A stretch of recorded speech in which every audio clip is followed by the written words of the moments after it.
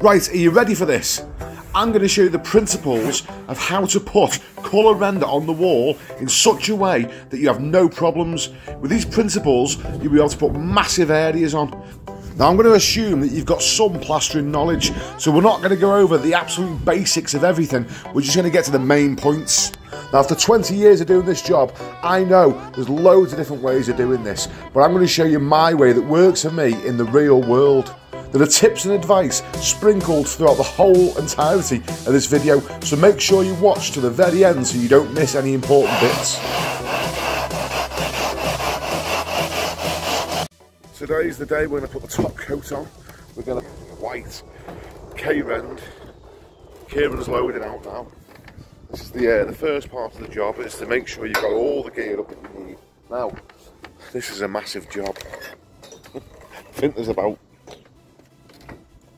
4 metres in this wall, so it basically works out 1 bag per square metre. So what you want to do is make sure you've got enough bags up on the scaffolding. The last thing you want the lad to have to do is when you're putting that on and he's mixing continuously to have to run up and down to get more bags. Now this is a tiny little job, but I'm going to show you using the same principles as if we were doing the whole front of the house. I'm going to do it all exactly the same as I would if it was a massive area, so you get to see how I'd normally do it. Just so happens that this little job I've got the time to sort of make a video and talk you through it. Sure, you've got more bags than you need. The last thing you want to be doing is running out. If you run out of gear, then oh, forget it. Absolute nightmare. Nothing you can do, can't be patched. So make sure you've definitely got more gear than you need. About 10% more. Remember, 1 bag per square metre. So if you've got 10 metres, you need 10 bags, and then go 10% over as well, just to be on the safe side.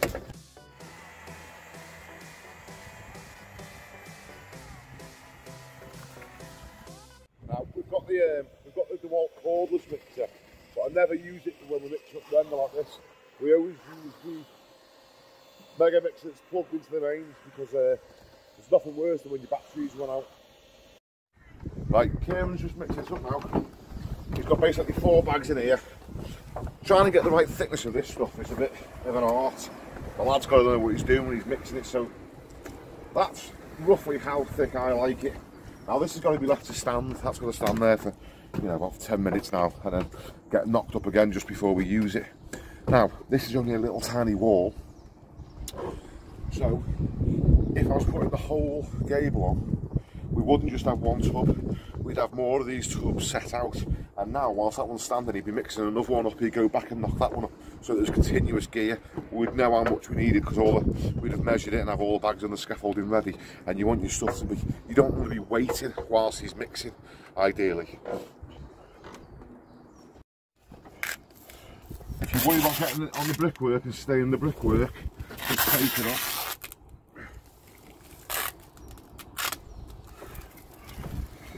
Now, I know there's going to be people going, oh, but you haven't done the windows, but we've got plenty of time for washing the windows. It doesn't quite stain the windows when you wipe it off straight away, the same as it stains the brickwork. Once it goes on that, it's like getting paint on the bricks. So, I'd definitely recommend taping your windows off. I mean, take your windows off as... take your brickwork off, right? Because once that goes on there, once the top coat goes on here, it stains it. Your windows, tape them off, but if you don't get round to it, because it's only a little tiny job like this, it's not too bad, because you can wash them down as you go in. Your windows and your plastics aren't so bad, because they can just wash off and wipe down as you go in. Don't leave it to set or nothing though. Don't, if you get a bit on the windows or something, just wash it straight off. Ideally, cover your windows, but Kieran's got plenty of time to wash the windows down today, so we're not worried about that. Now, whilst that's picking up in the bucket there, that's going to go off for about 10 minutes before you mix it back up and put it on. Go over your wall and check everything. Once you start putting this on, once you start, you can't stop. So make sure that everything's perfect first. Check all your beads. Make sure you can reach every bit. Make sure you've got access to every bit. Make sure everything's ready before you start putting on. There's nothing worse than starting to put the job on and going, oh, we haven't covered that bit of the roof, or we can't reach that bit. Have we got a ladder? Oh, just make sure everything's ready. And go over your base coat. Just check. Make sure there's no big snots sticking off anywhere that are going to come through when you scrape back. Now, before you start putting it on, you've got to plan out which way you're going to put it on. What you need to do, let's just say this is the whole top of the house going on. If I put a massive band, say from here to here, right across the top of the house, by the time I've got back down to here, the stuff is going to start getting a skin on it, which is what causes your ghost lines. It's all about keeping the joint line wet before it gets a skin on it, because that's what causes the white patches in render. If you see a big white line along the wall, it's where they've let a skin form on it. The job's ruined if you get that. So, for instance, look at this little panel here now. It's smaller that way than it is that way. So it would make sense for me, it would make more sense, instead of me going right across there and then down and down, putting bands in like that, because it's shorter that way, it'd be better to put bands in from, well, I'll start this side. I'd put a band there, a band there, a band there, and that way then it's staying wet. Does that make sense? Because it doesn't take that long for me to put a strip in there as what it would to put a strip along there, because it's a further distance. So you're planning out what is going to be the shortest way of putting your bands in. You don't want to put massive sections on because you'll get a skin on it. You want to be working in little bands. So I put bands on literally about 1.5 foot wide.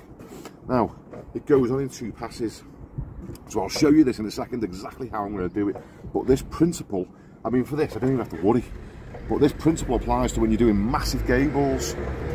I'll put my first pass in here, and then I'll move over and put a first pass here, whilst this first pass is picking up, and then I'll put a second pass on, a first pass on, a second pass on, a first pass on, a second pass on, a first pass on. Does that make sense? So that way then the stuff is always staying wet. I'm not giving it any chance to get any sort of skin forming on the surface of it. If the areas, say for instance you were going across and you were doing bands coming down, a band, and so on, you don't want to be going more than about 5 meters, 4 or 5 meters for one man. So, you know, if this full gable, for the size of it, I'd have 2 men on it. I would handle from that corner to about the centre here, and I'd have another man working from that corner to about the centre there, and we'd come down in bands down the wall, keeping the joint line wet, okay?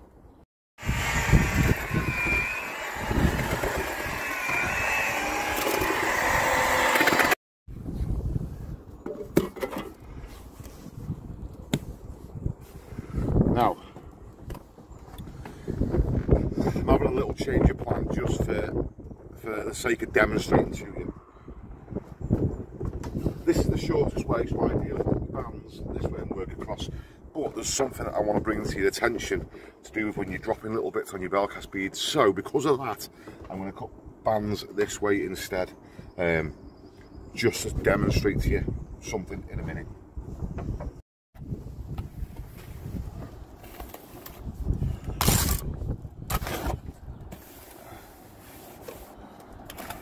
This is the first pass going on.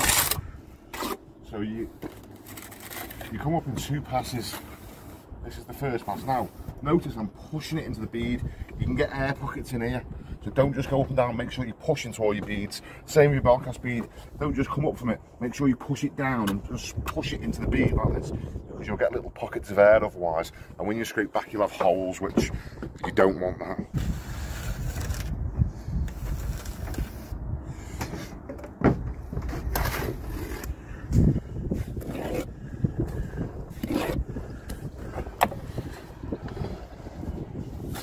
So this is the first pass of the first band going in, and notice, you know, I'm going to just over 1 foot. When you do it like this is going to stay wet. If I was sort of bringing it up from here, working along, then it's going to start going off because it's going to take me a lot longer. Whereas little bands like this can be done quite quickly. So now this is why you work from right to left. When you try to put the stuff on, watch this, it's going up and I'm tying it back into what's already on, and that way I'm hardly dropping any. If I was coming from this way and putting it on, it'd be dropping off all the time. That's why you work from right to left if you're right-handed.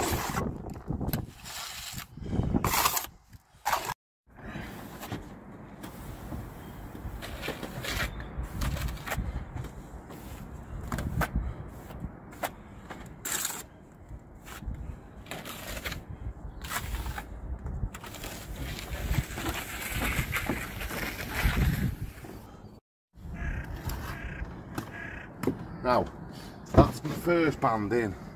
I can quite comfortably do a band like that about 4 or 5 metres long and not have to worry about a skin forming on it. So now, you don't put your second pass on that yet, you put your next band in. Now watch how much drops when there's nothing to tie into. See all that? And I'm filling the bead out as well. See, I'm pushing it into the bead to get rid of the air pockets.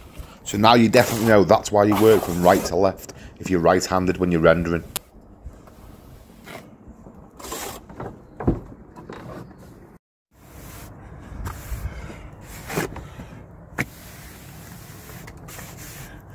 Remember, each band that you apply needs to be about 1.5 feet. So this is the second band nearly completed, and it's the first pass of both. Next, I will put the second pass on the first band. It's a bit complicated, but you'll get the gist of it.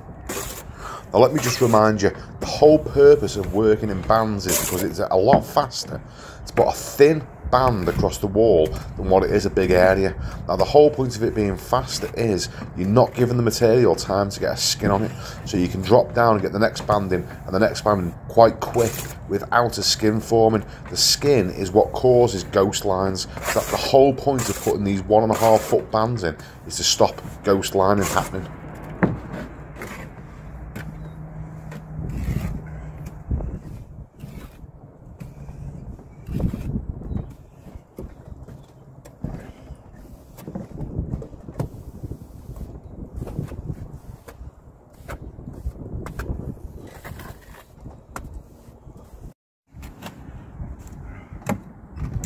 Okay, so now I've got my first band in, see it comes to about there, and I've got my second band in. So now I'll put my second pass up here. Does that make sense? Everything has to have 2 passes, but I'm working methodically, yeah? So now my second pass starts going on, and you're coming out just in front of your bead. Well, that's quite important, so I want to emphasise this fact. You've got to be out in front of your beads everywhere. You don't want to be out miles because you've got to scrape it back, but you want to be out enough so that you've got space to scrape back. The last thing you want is any hollow parts and you're trying to scrape it back flat and you're already touching the bead.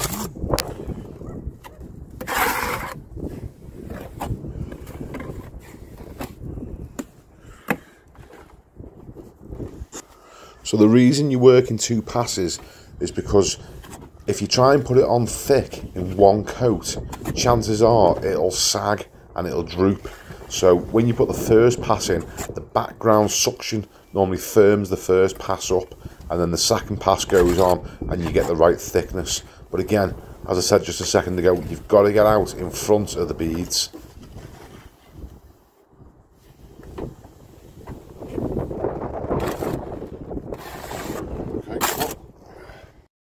As you're doing this, especially under the likes of windows and stuff, make sure that you're not leaving any gaps under the windowsill, because once it's got the skin you can't come back and patch it in, you can't come back and fill it in. That's how you get halo rings. So it's all got to be done as you're putting it on now.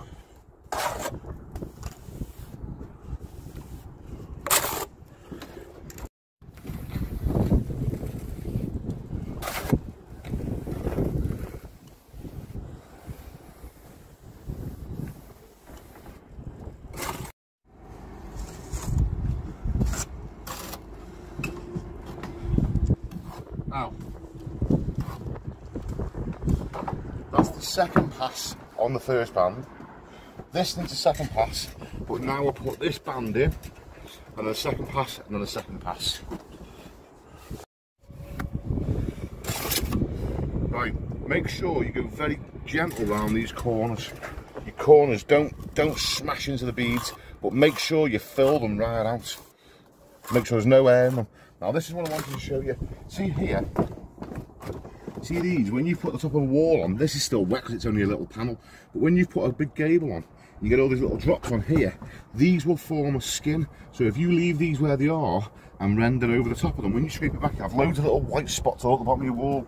So make sure you go along, clean all that off, get rid of all of it first.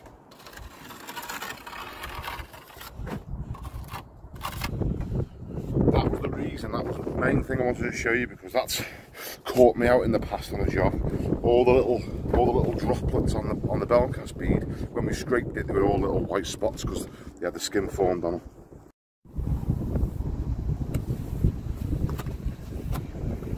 See, I'm pushing it, working it into that bead, making sure there's no air pockets in the bell cast bead.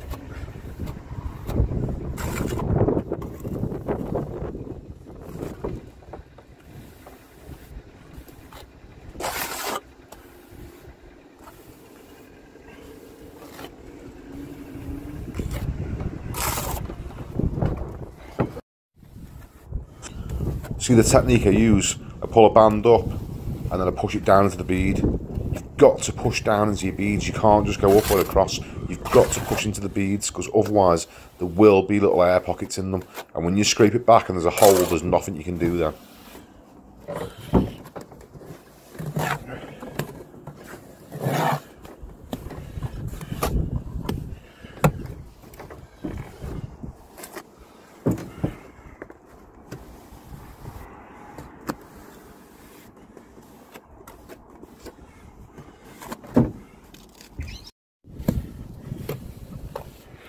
Now that's the third band in, so now it's time to put the second pass on this band and then the second pass on this band, and that way I know that I've kept it so there's no dry joint, there's no chance of this to form a skin because I've been quite quick going across all my bands.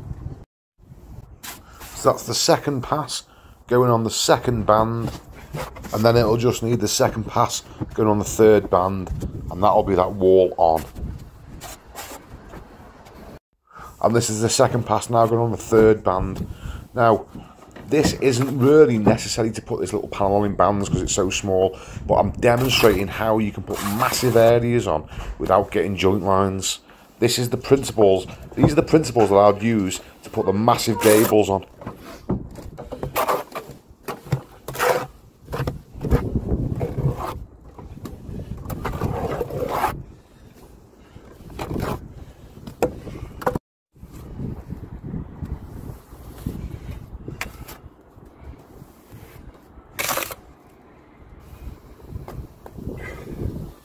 Now, once that's on, I go along and I check where the bottom of the bead is and make sure that there's no misses, there's no bits that are missing, because it's quite, you can sort of overlook it and you end up with a little patch where you haven't got enough stuff on. So just check down the bottom of your bead, make sure it's all filled out.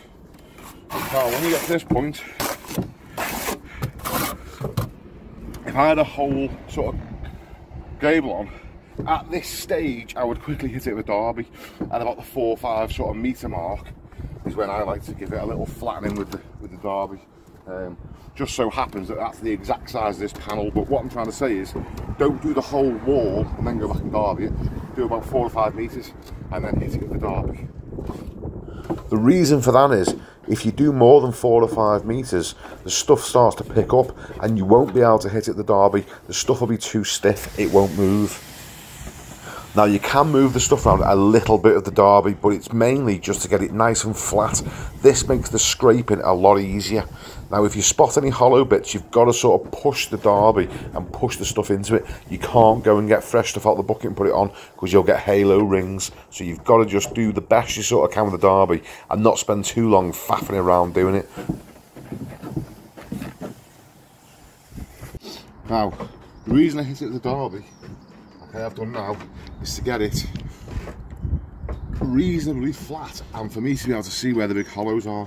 Now you can't come along and put a handboard's worth of stuff on the wall now, because that's how you end up with halo rings. So I like to get it at that point, rule it off, and I can sort of push the stuff around a little bit of the derby. If you keep your derby wet, it won't stick to it as much, and then you get it to that point. Now I'm not quite finished with that yet.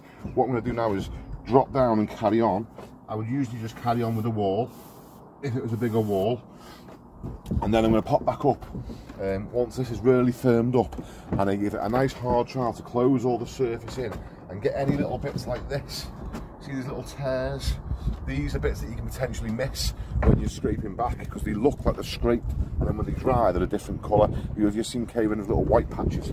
So we're going to carry on now, and as this has gone hard we'll be back on it in a minute. Right, what we're going to do now is just trowel over the wall And it's not so much because I'm trying to get it smooth. The main reason I'm doing this is just a way of checking the whole wall. What I'm looking for is any air pockets, any air bubbles in the wall, or any splitting. Sometimes this will shrink a little bit, split. Or, another thing you've got to watch out for is under the windowsills, sometimes the stuff will just fall away a little bit. So that's what I'm checking for. I'm just going all over the wall now. And I'm just going to treat it like I'm troweling up. Just keep down the trowel down. And this way, I just get to have a good look all over the wall and check for any air pockets, any splits, anything that's not quite right.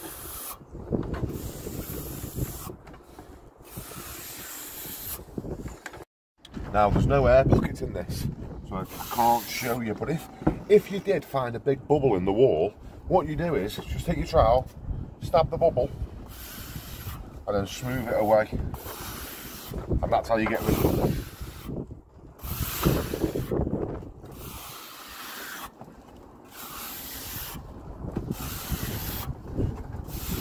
Also, another benefit of doing this, because most of it will be smooth, when you come to scrape it back, you will see the difference in the texture. So it would be very difficult to miss parts.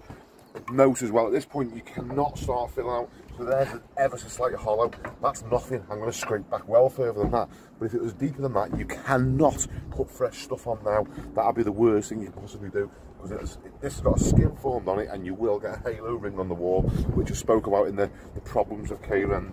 This is just literally a process of checking over the wall and making sure there's no air pockets anywhere.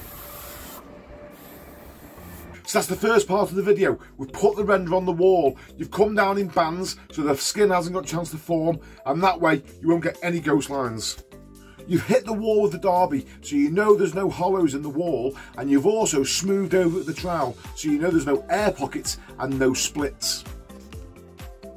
So with those principles, there's nothing stopping one man putting about 4 or 5 metres in width on in a band, coming down as many stories as he wants. There's no stopping you. You can put massive areas on like that.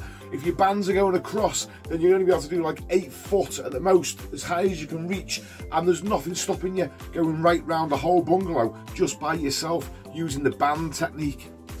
Just make sure your lad has always got a tub of stuff mixed up ahead of you, so you're never waiting for material. Now, we're going to go now. We're going to come back and scrape this tomorrow. So, we'll see you in the morning. Right, here we are. It's the next day. 7 o'clock in the morning, so shh, everyone's still asleep. Now, this has had basically 20 hours to go off. K Rend goes from anywhere between like 6 to 36 hours. So there's no suction from the background, so this has stayed nice and soft. This isn't always the case, depending on the weather conditions, depending on the temperature, depending on the background suction. There's lots of different factors that can set K Rend off faster, but we knew all the variables on this. We knew we'd have a good while, but even so, now it's just about ready, just literally ready. You could probably do a bit longer, but we're going to crack on with it. We're going to start scraping it back.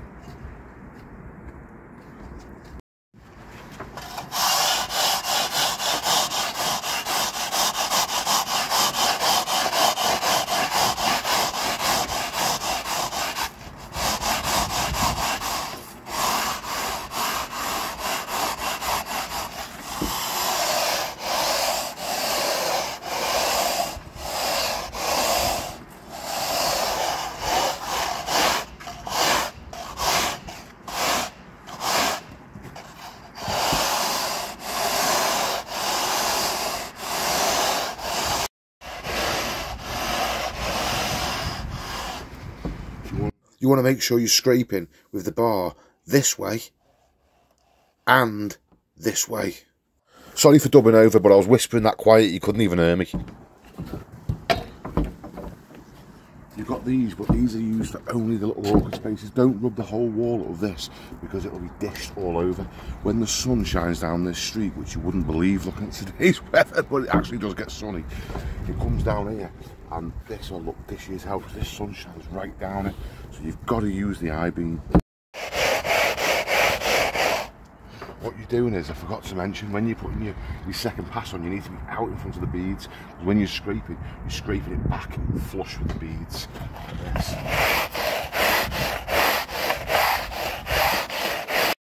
Can you see this? This is what you can't leave. This will have a skill. You've got to get it back to this scrape texture. You can't leave it like this because this will dry lighter when it's fully cured out. So that's why I smooth over the whole surface. See how smooth this is enclosed in? It's very easy for me to see where I've scraped and where I haven't scraped. So that's the whole point of doing this, because it's easy to spot these patches.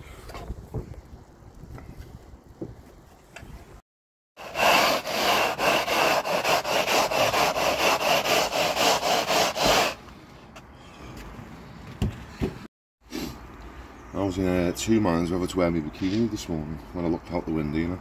Snuggled up in bed, and then I looked outside and thought, oh yes, great, can't wait to get out of that, you know. This is the beauty of external work. I mean, this is alright, it's only a bit of snow, but I've had it before where it's like torrential rain and gale force winds, and you've got to go. There's nothing you can do. You can't just go, oh well, we'll scrape it next week. You've just got to get out there and get it done. Be very careful with the bar to only go up and down. Do not go that way, because this will leave black marks on the wall. So especially towards the end, as you're getting close to the right thickness, make sure you're only going, you know, across the bar. See, whilst the stuff's still like this and it still squidges back together, if there was an air bubble in that, you could potentially squeeze some of this stuff back into it. Not good practice. Not good practice, but it might save your life one day if you did have an air bubble. If you do everything I've just told you beforehand, you won't have any air bubbles. But if you did, or you had a split, or someone knocked into it, you know, I mean, kill them first, but then you can fill it with that stuff, you know. But if it's sort of left to dry longer, once it's gone like powdered again, then that's it, game over for you. So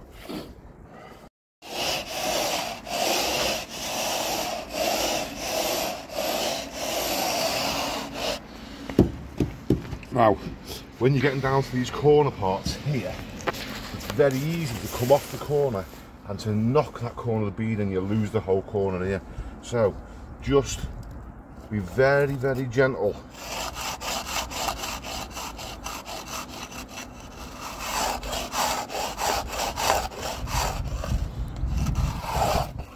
With the corners. I mean, check it. Make sure it's all flat, but just be careful you don't smack the corner of that bead, because you'll lose the corner. Same on all the corners, especially around window reveals and what have you. I know it's only a little panel, but you know, there are always the delicate areas. Okay, I've been all over this way, and look down the bar there too. See the bar there? Don't push the bar, because the bar is slightly flexible, so if your wall's bent, you've got to see it, you know. That's straight. See there, look at the end there.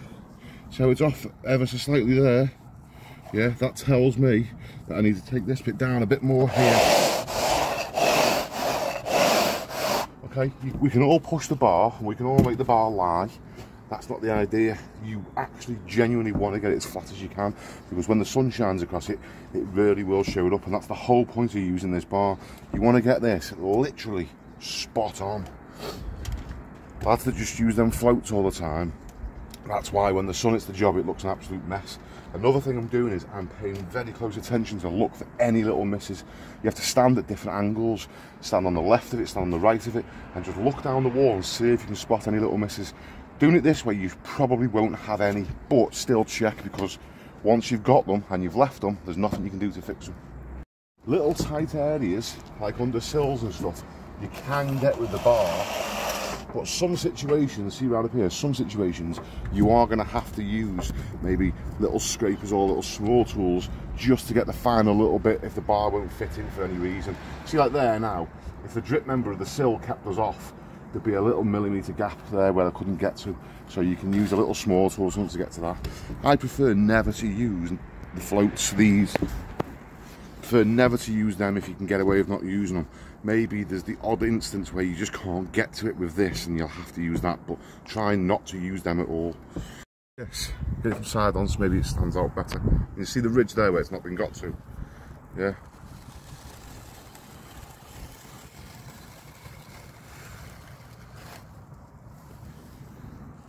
Just ever so gently. You know, you don't have to use this. I'm just using the side of this. You could use your trowel. You can use anything really, as long as you can get in there. But have your wall straight first, and then you've got something to roll off, you know. Now, if that changes the texture, make sure you hit it again with the bar.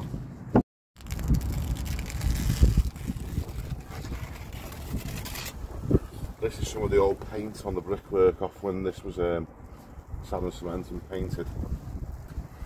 And all we're going to do at the side of this bead now is just fill that with silicone, stop any weather getting in behind it. Just cleaning the front of that bead off, making sure it's nice and white. Okay, pay attention to any tiny little marks. So like this here, it's like a little rock of stuff come out the bag. Now that looks tiny, but trust me, any tiny little mark, when you actually stand back, it shows up. When you stand at the road, you'll see that little thing there. So just, this is what I was saying to you before, if you get a little bit of stuff, just squidge it back in like that, push it in, and get rid of them. Now I know K Rend's camera skills are getting crap, but that's because his little hands are freezing. Look at him, look at his little miserable face. Now, look at this. This is what you're going to be aware of. See this? We're washing this floor and brushing it away. This, if we left it, look at that would stain if we left it. So this is the difference. If you're doing this in winter time and it's potentially going to rain or get wet like today, then be aware of this, because if you put sheets down, if I put plywood sheets down and tarps and stuff like that to work on, yes, great, it protects the floor, but if any water gets underneath those sheets, it's going to stain like that and you won't be able to get under there to clean it up. Does that make sense? So it's great tarping a job right round, yeah, putting plywood sheets on it and all that in the summertime, but if it's going to get wet, and because the water will find its way through, and if it gets underneath the sheets, then you've got staining and you've got major issues then, because you can't get to it to clean it. So my preferred method in the winter time is this now, just using water, washing it off and brushing it away. So that's it, job done. We thoroughly enjoyed doing that. Time is now 8:30, so that's took an hour and a half. Right, I need to tell you a couple of things quickly. You can put dust sheets down loosely at the bottom of the walls to catch the majority of the stuff that you scrape off, but you'll have to pick them straight up and wash down with water afterwards in the winter time. Also, if the stuff has gone off quite a lot and it's rock hard, you can use the nail float to scrape the surface of it open and then hit it with the eye bar. Sometimes breaking through the skin is very tough, so the nail float is handy for that. And when you think you've finished the job, check over it again, check it from a different angle, go and stand somewhere else and check it again and again. It's worth checking it 3 or 4 times from different angles to find any little bits that you haven't scraped, rather than coming back in a couple of days' time to pick your wages up and seeing white spots on your wall.